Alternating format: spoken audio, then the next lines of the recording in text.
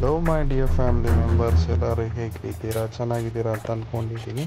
ನನ್ನ ಹೆಸರು ಜೈ. ಸೊ ಇವತ್ತಿನ ಬ್ಲಾಗ್ ನಾನು ಸ್ಟಾರ್ಟ್ ಮಾಡ್ತಿದ್ದೀನಿ. ಗೈಸ್, ನಿಮ್ಮ ಕಡೆಯಿಂದ ತುಂಬಾ ಸಪೋರ್ಟ್ ಸಿಗ್ತಾಯಿದೆ. ಇದೇ ಥರ ಇನ್ನೂ ಮುಂದಕ್ಕೆ ಒಳ್ಳೊಳ್ಳೆ ಸಪೋರ್ಟ್ ಮಾಡ್ತಾ ಇರಿ. ಸೊ ಒಳ್ಳೊಳ್ಳೆ ವೀಡಿಯೋಸ್ ಆಗಲಿ, ಕಂಟೆಂಟ್ ಆಗಲಿ, ಇದೇ ಥರ ನಾನು ನಿಮಗೆ ತೋರಿಸೋಕ್ಕೆ ಇಷ್ಟಪಡ್ತೀನಿ. ಸೊ ನಿಮ್ಮ ಸಪೋರ್ಟೇ ನನಗೆಲ್ಲ ಇನ್ನೂ ಹೆಚ್ಚಿಗೆ ವೀಡಿಯೋಸ್ ಮಾಡೋಕ್ಕೆ ಬೇಕಿಲ್ಲ. ಸೊ ಗಾಯ್ಸ್, ಇವತ್ತಿನ ಬ್ಲಾಗಲ್ಲಿ ಇನ್ನೊಂದು ಹೇಳೋಕ್ಕೆ ಇಷ್ಟಪಡ್ತೀನಿ. ಎಲ್ಲರಿಗೂ ಗೊತ್ತಿದೆ, ನಿಮಗೆ ಸೌಜನ್ಯ ಕೇಸ್ಗೆ ಹೋರಾಟ ಮಾಡೋಕ್ಕೆ ಗ್ರೀನ್ ಸಿಗ್ನಲ್ ಹೈಕೋರ್ಟ್ ಕಡೆಯಿಂದ ಸಿಕ್ಕಿದೆ. ಅದು ಒಳ್ಳೆ ವಿಚಾರ. ಸೊ ಗಾಯ್ಸ್, ಆದಷ್ಟು ಬೇಗ ಸೌಜನ್ಯ ಕೇಸ್ಗೆ ನ್ಯಾಯ ಸಿಕ್ಕಲಿ ಅಂತ ಕೇಳುತ್ತಾ ನಾನು ಬ್ಲಾಗ್ ಸ್ಟಾರ್ಟ್ ಮಾಡ್ತೀನಿ. ಬ್ಲಾಗ್ಸ್ಗಳು ಕ್ರಿಯೇಟ್ ಆಗೋಕ್ಕೆ ಇನ್ನೂ ತುಂಬ ಕಂಟೆಂಟ್ಗಳು ಮಾಡ್ತಾಯಿದ್ದೀನಿ. ಪ್ರಿಪ್ರೇಷನ್ ತುಂಬಾ ಮಾಡ್ತಾಯಿದ್ದೀನಿ. ಆದಷ್ಟು ಬೇಗ ನಿಮಗೆ ಮುಂದೆ ವಿಜುವಲ್ಸ್ ಆಗಿ ಬರುತ್ತೆ.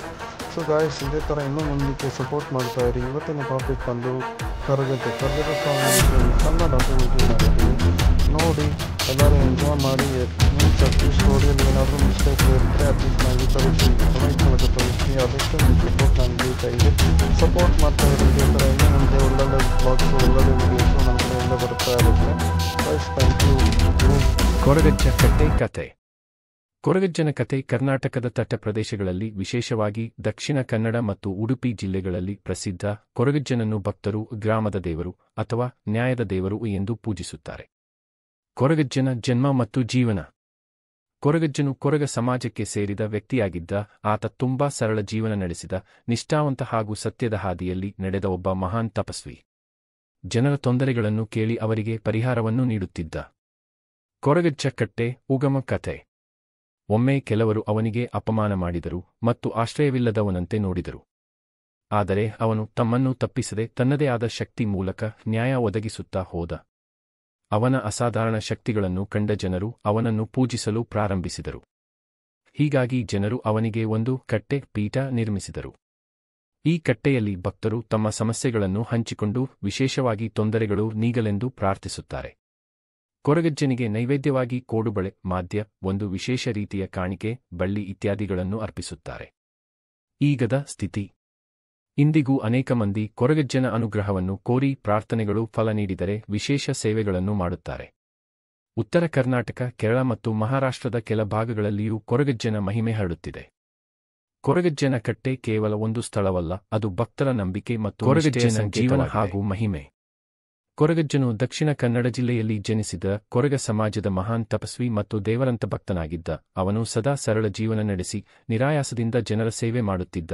ಅವನ ಶಕ್ತಿ ಮತ್ತು ಶ್ರದ್ಧೆಯಿಂದ ನಂಬಿದ ಜನರಿಗೆ ಅಪಾರ ಅನುಗ್ರಹವನ್ನು ನೀಡುತ್ತಿದ್ದ. ಅವನ ವಿಶೇಷತೆಯೆಂದರೆ ಆತ ಸುಧಾರಿತ ಮನಸ್ಸಿನ ಒಬ್ಬ ಮಹಾತ್ಮನಾಗಿ ಜನರ ಕಷ್ಟಗಳನ್ನು ಕೇಳಿ ಅವರಿಗೆ ಪರಿಹಾರ ನೀಡುತ್ತಿದ್ದ. ಅವನ ಮುಂದೆ ಯಾವ ತೊಂದರೆಯಾದರೂ ಶರಣಾಗ್ತಿದ್ದರೆ ಅದಕ್ಕೆ ಸೂಕ್ತ ಪರಿಹಾರ ಸಿಗುತ್ತಿತ್ತು.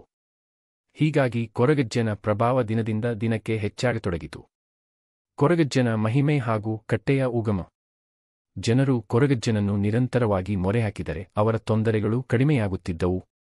ಹೀಗಾಗಿ ಜನರು ಅವನ ನೆನಪಿಗಾಗಿ ಒಂದು ಕಟ್ಟೆ ನಿರ್ಮಿಸಿದರು. ಈ ಕಟ್ಟೆ ಒಂದು ಪೀಠವಾಗಿ ಇಲ್ಲಿಯವರೆಗೆ ಸಹ ಕೊರಗಜ್ಜನಿಗೆ ವಿಶೇಷ ಪ್ರಾರ್ಥನೆಗಳು ನಡೆಯುತ್ತವೆ.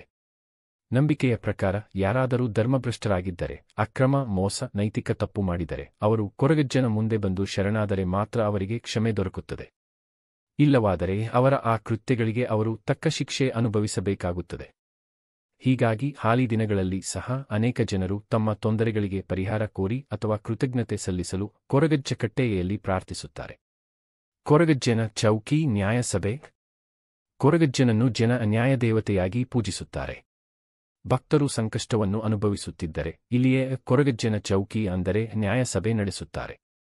ತಪ್ಪಿತಸ್ಥರು ನಿಜ ಹೇಳಲೇಬೇಕಾದ ಶಕ್ತಿ ಈ ಸ್ಥಳದಲ್ಲಿದೆ ಎಂದು ನಂಬಿಕೆಯಿದೆ. ನ್ಯಾಯಕ್ಕಾಗಿ ಮೊರೆಹಾಕುವ ಜನರು ತಮ್ಮ ಪ್ರಕಾರ ನೈವೇದ್ಯವನ್ನು ಕೊಡುತ್ತಾರೆ. ಕೆಲವು ಪ್ರಸಿದ್ಧ ನೈವೇದ್ಯಗಳು: ಕೋಡುಬಳೆ, ಮಾದ್ಯ, ಕಾಣಿಕೆ, ತೆಂಗಿನಕಾಯಿ, ಹಣ್ಣು ಹಂಪಲು. ಕೊರಗಜ್ಜನ ಗುಹ್ಯ ಶಕ್ತಿ ಮತ್ತು ಪ್ರಚಾರ. ಕೊರಗಜ್ಜನ ಶಕ್ತಿ ಕುರಿತು ಹಲವಾರು ಸಾಕ್ಷಾತ್ಕಾರಗಳು ಇದ್ದವು. ಅವನ ಅನುಗ್ರಹದಿಂದ ಅನೇಕ ಜನರಿಗೆ ಸಮೃದ್ಧಿ, ಆರೋಗ್ಯ ಮತ್ತು ಶಾಂತಿ ದೊರಕಿದ ದೃಷ್ಟಾಂತಗಳಿವೆ. ಅನೇಕ ರಾಜಕೀಯ ನಾಯಕರು, ಉದ್ಯಮಿಗಳು ಸಹ ಅವರ ತೊಂದರೆಗಳಿಗೆ ಪರಿಹಾರಕ್ಕಾಗಿ ಕೊರಗಜ್ಜನ ಕಟ್ಟೆಗೆ ಭೇಟಿ ನೀಡುತ್ತಾರೆ. ದಕ್ಷಿಣ ಕನ್ನಡ, ಉಡುಪಿ, ಕಾಸರಗೋಡು ಮತ್ತು ಕರ್ನಾಟಕದ ಹಲವೆಡೆ ಕೊರಗಜ್ಜನ ಕಟ್ಟೆಗಳಿವೆ.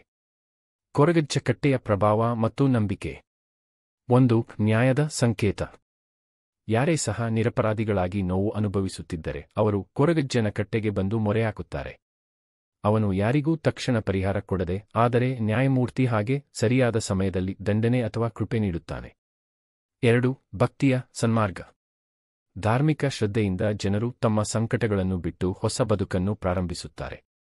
ಕೊರಗಜ್ಜನು ಸುಳ್ಳು, ಮೋಸ, ಲೋಭ ಇವುಗಳಿಗೆ ಒಪ್ಪುವುದಿಲ್ಲ. 3. ಆಧುನಿಕ ಯುಗದಲ್ಲೂ ನಂಬಿಕೆ. ಇಂದಿಗೂ ಅನೇಕ ಜನರು, ಮುಖ್ಯವಾಗಿ ವ್ಯಾಪಾರಿಗಳು, ರಾಜಕೀಯ ಮುಖಂಡರು, ರೈತರು, ಉದ್ಯೋಗಿಗಳು ಕೊರಗಜ್ಜನ ಅನುಗ್ರಹಕ್ಕಾಗಿ ಪ್ರತಿವರ್ಷ ಪ್ರಾರ್ಥನೆ ಮಾಡುತ್ತಾರೆ. ಕೆಲವರು ತಮ್ಮ ಮನೆಗಳಲ್ಲಿ ಕೂಡ ಕೊರಗಜ್ಜನ ವಿಗ್ರಹವನ್ನು ಇಟ್ಟು ಪೂಜೆ ಮಾಡುತ್ತಾರೆ. ಸಾರಾಂಶ: ಕೊರಗಜ್ಜನ ಕತೆ ಕೇವಲ ಒಂದು ದಂತಕಥೆಯಲ್ಲ, ಅದು ದಕ್ಷಿಣ ಕನ್ನಡ ಹಾಗೂ ಕರಾವಳಿ ಜನರ ಹೃದಯದಲ್ಲಿ ವಾಸಿಸುವ ನಂಬಿಕೆಯ ಚಿಹ್ನೆ. ಇಂದಿಗೂ ಸಹ ಅನೇಕ ಜನರು ಕೊರಗಜ್ಜನನ್ನು ಪ್ರಾರ್ಥಿಸುತ್ತಾರೆ, ತಪಸ್ಸು ಮಾಡುತ್ತಾರೆ